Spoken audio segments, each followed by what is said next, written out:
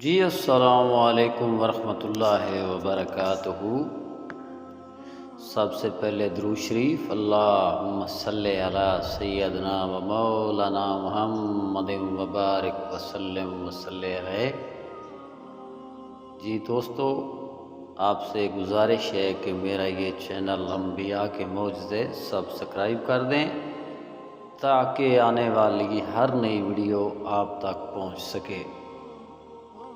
آج کا موضوع ہے زلیخا کا عذر عجیب انداز میں۔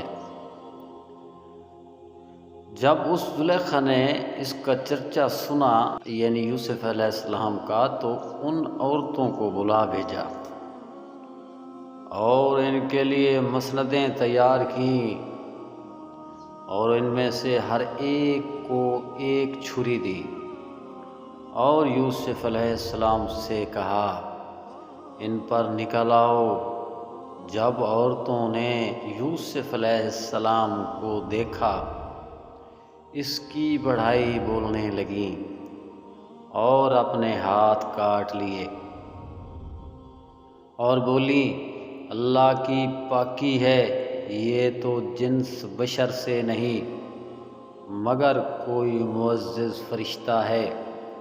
اس نے کہا، تو یہ ہیں وہ جن پر مجھے طعنہ دیتی تھیں، اور بے شک میں نے ان کو اپنی طرف مائل کرنا چاہا تو انہوں نے اپنے آپ کو بچایا، اور بے شک اگر وہ یہ کام نہ کریں گے جو میں ان سے کہتی ہوں تو ضرور قحط میں پڑیں گے اور وہ ضرور ذلت اٹھائیں گے۔ جب حزیز کی زوجہ نے مصر کی عورتوں کے مکر کو سنا اور ان کے کلام کو مکر سے تعبیر کرنے کی 3 وجہ ہیں۔